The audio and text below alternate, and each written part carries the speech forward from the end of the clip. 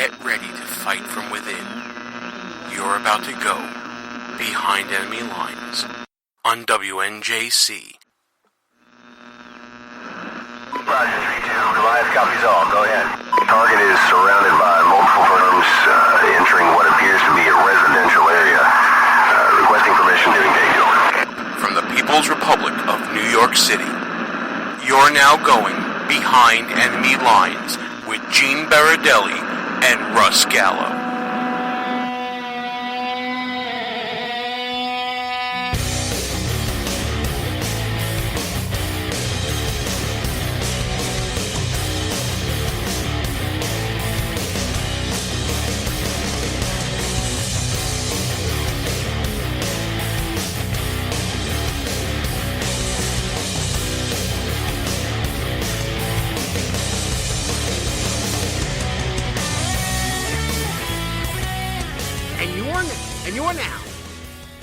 Behind enemy lines.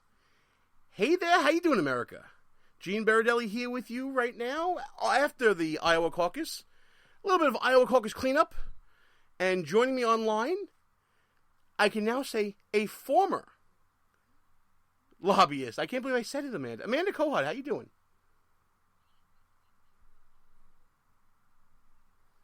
Well, let me see. I gotta get your volume up here to see what's going on. I don't see you on here, Amanda. Let me just check something here.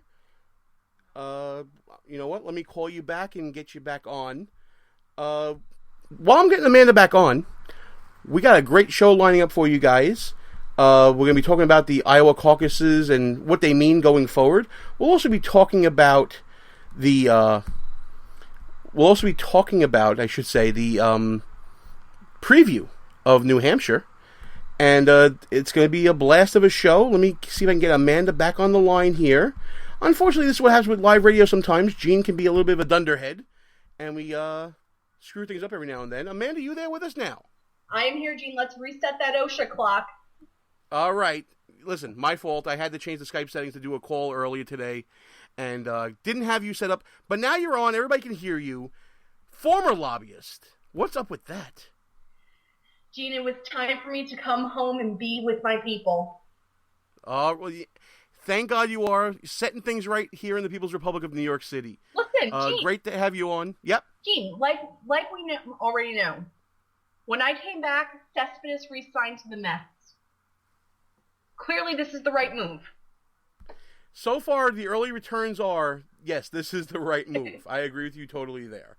I was telling you, right, we got a great show coming up. We're going to be talking Iowa, kind of putting it behind us into the dustbin of history, and moving on to New Hampshire. But let's get into the cleanup. Let's get all the streamers off the floor and put all the foldable tables away and all that stuff. Let's cut off Ted Cruz's mic. Oh, stop. Come on, listen. Ba-dum-ba. Ted Cruz won.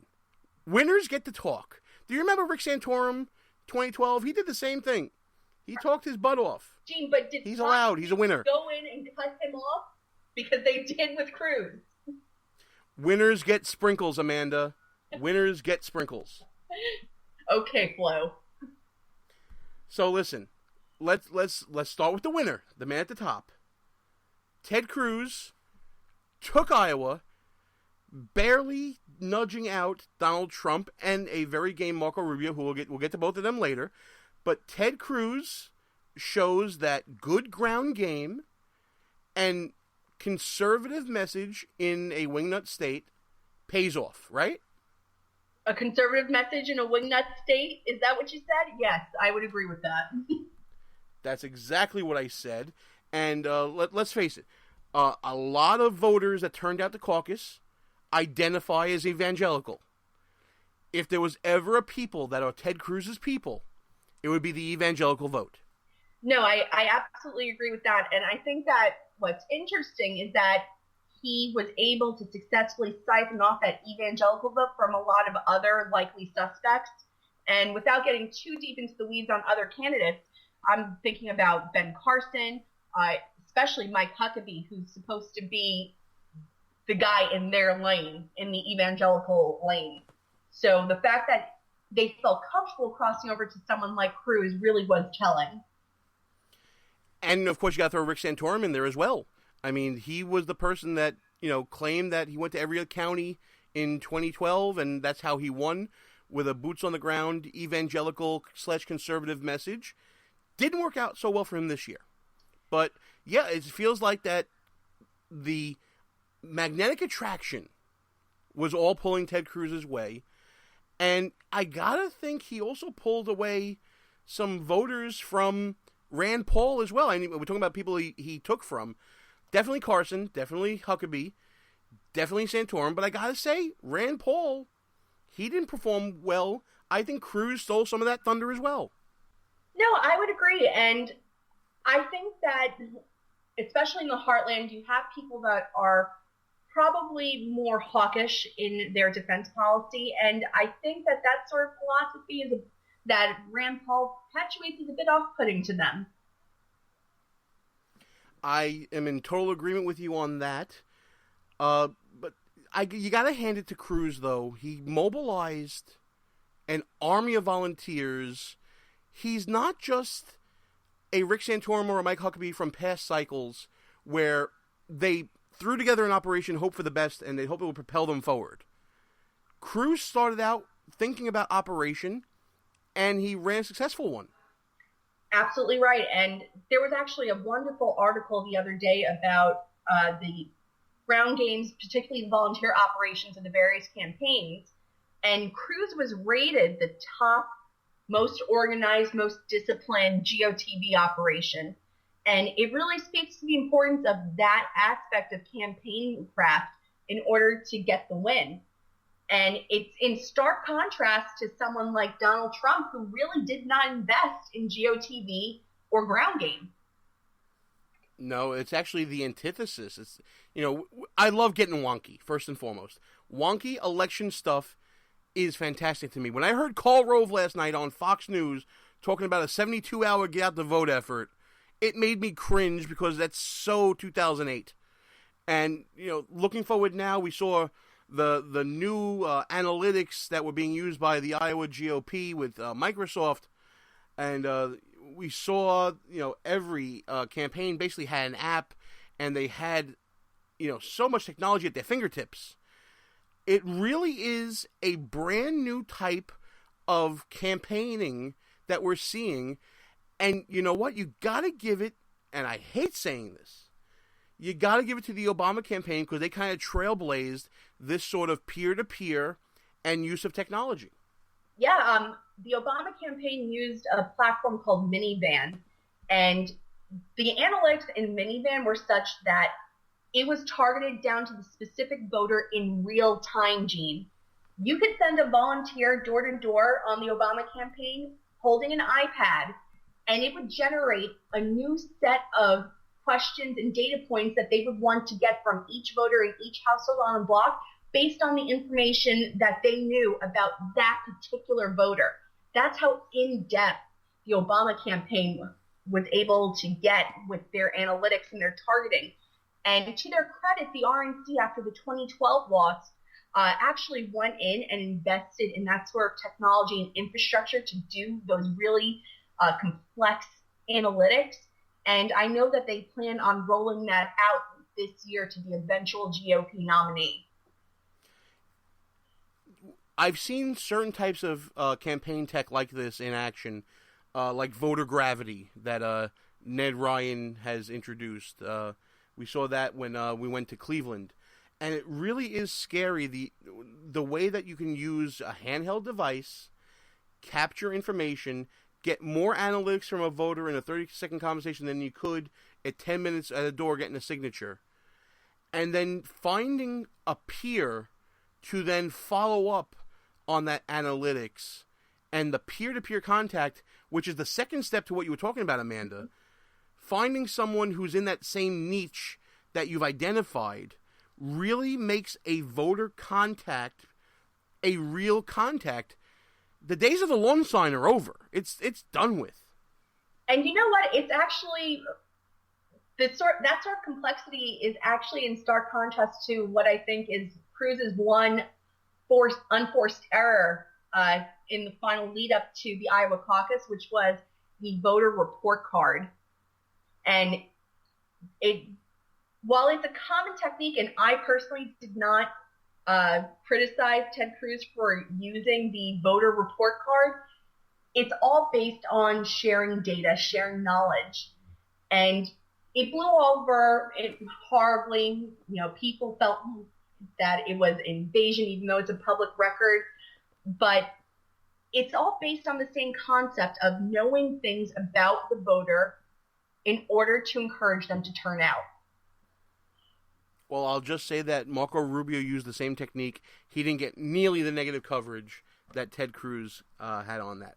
Enough of Cruz. We can analyze the numbers till the cows come home. I think it's the biggest voter turnout in Iowa Republican caucus history. I think Cruz got the largest number of votes in Iowa caucus history. And when you talk about the expansion of the voter base, you got to talk Donald Trump. Yeah. Trump may have finished second, and he may not have had the ground operation that a seasoned candidate like a Ted Cruz had.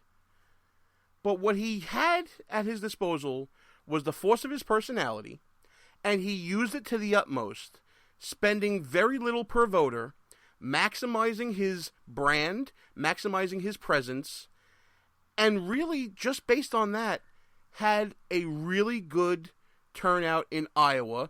And it's going to be a momentum builder as we look to New Hampshire. But let's talk about Iowa first. Things that Trump did right. You got to start with name recognition. Name recognition. He spent relatively little per vote. I would say around $100 per vote. Really, it's all based on name recognition and reputation. And that is something that money can't buy, but doesn't cost much if you have it. He leveraged his name better than any candidate out there. And he really is the only candidate out there that had a name that he was able to leverage. Now, when you talk about the problems with Donald Trump underperformed. I think his RCP average was higher than what his voter percentage was in the caucus. Am I right in saying that, Amanda? Yes, you're correct. The final RCP average for Donald Trump was 28.6%. His final result last night was 24.3%. So yes, he came second, but I think the other thing that really needs to be discussed is that it was not a blowout. And leading up into the Iowa caucus, I think a lot of people had speculated that perhaps he had inflated numbers, that people were just supporting him on these opinion polls because they knew him, he was popular, they were just going with the crowd. But they expected then when the final votes were cast that Donald Trump would be really more towards the middle of the pack. And that really was not the case here. So that told me then that he does have a built-in solid base of support that was not going to be persuaded otherwise. I think that the two things that might have impacted his numbers last night was, number one, I definitely think him missing the debate was a big point loss for him. And the other thing is that, unlike Cruz, he did not have a sophisticated analytics, voter targeting, and GOTV operation. And if you're running for the largest, highest office in the land, that's something that you absolutely have to have. I absolutely agree with you on those points, but let me just make one caveat. Yes, the bottom didn't drop out of Trump. We all saw he had 40,000 plus votes, very good turnout. But what he did was he brought in a lot of first-time caucusers, and if you look at the people that were supporting Trump, he proved that he was right. His supporters really did care about immigration the most, and that's what brought them to the caucus. So he had the pulse of his people, of that angry American that we were talking about last week, and he used his name to bring those people out. Now, let's imagine if Donald Trump actually was handled. If Donald Trump was an actual candidate that had a management team that he let manage, imagine what that number would have been if you could have personality plus